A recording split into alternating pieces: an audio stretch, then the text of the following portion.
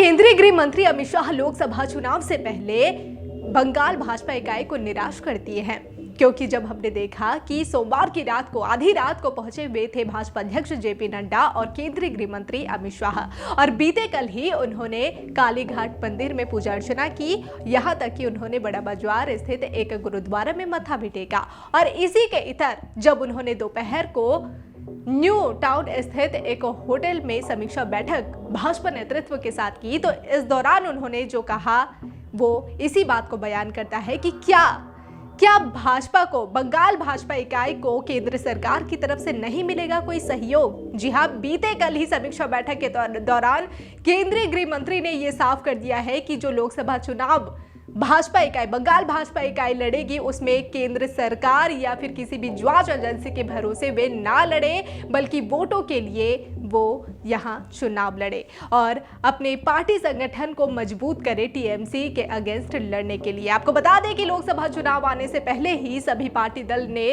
कमर कस ली है।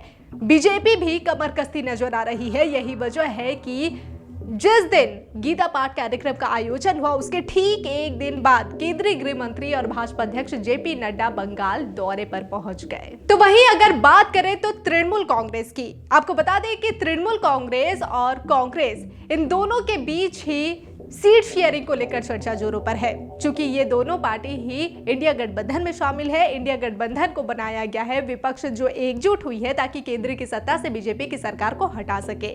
और इसी बीच जब सीट शेयरिंग को लेकर चर्चा हुई तो कांग्रेस ने टीएमसी से डिमांड कर दी है 7 सीटों को लेकर। एक तरफ जहां तृणमूल कांग्रेस और कांग्रेस दोनों ही इंडिया गठबंधन में शामिल है, तो वही वामपंथी बीजेपी की ओर जाती नजर आ रही है। कहा जा रहा है कि इंडिया गठबंधन में वे शामिल नहीं होंगे, कोई भी सीट का बंटवारा तृणमूल कांग्रेस वाम दल के साथ नहीं करेंगे। तो वहीं दूसरी तरफ अगर हम बीजेपी की बात करें तो यहां भी अब कमर कस्ती नजर आ रही है। इससे पहले हमने देखा था कि जो सोमवार को जो अमित शाह का ये दौरा हमने देखा, इससे पहले अभी हाल ही में महीने भर पहले ही केंद्रीय गृह मंत्री अमित शाह यहां कोलकाता पहुंचे हुए थे। जैसा कि हमने देखा था कि धर्मतला में जो बीजेपी की महासभा आयोजित की गई थी, इस दौरान केंद्रीय गृह मंत्री अमित शाह ने ममता बनर्जी पर जमकर निशाना साधा था और साथ ही भ्रष्टाचार का मुद्दा उठाया था। जी हां, चाहे वो शिक्षक नियुक्ति भ्रष्टाचार मामला हो, नगर निकाय भ्रष्टाचार मामला हो, कोयला तस्करी हो या फिर कई जो घोटाले सामने आए हैं। बता दें कि टीएमसी के दर्जनों नेता और मंत्री घोटाले मामले में, भ्रष्टाचार मामले में सलाखों के पीछे जा चुके हैं और यही मुद्दा केंद्रीय गृह मंत्री अमित शाह ने उठाया था। और बीते कल बस जब समीक्षा बैठक यहां बीजेपी की हुई थी, तो इस समीक्षा बैठक के दौरान भी केंद्रीय गृह मंत्री ने भ्रष्टाचार का मुद्दा उठाया था। निर्वाचনের কোনো কমিটি তৈরি হয়, আপনারা যে কমিটি দেখাচ্ছেন তাতে সম্ভবত আমি যতটা টিভিতে দেখেছি এইটুকু মিটিংয়ের ফাঁকে ফাঁকে তাতে মাননীয় অমিত শাহজি এবং জেপি নাড্ডাজিরও নাম আছে। রাজ্যে নির্বাচনী কমিটিতে কেন্দ্রের কোনো নেতার নাম থাকে না, বিশেষ করে যারা রাষ্ট্রীয় সভাপতির নাম থাকে না। কি করুন, এইটুকু তো কমন সেন্স আপনাদের থাকতে হবে। কোনো কমিটি আজকের মিটিংয়ে কারা উপস্থিত থাকবে তার নামের লিস্ট হয়তো আপনারা পেয়েছেন, পাওয়ার কথা না কিন্তু পেয়েছেন।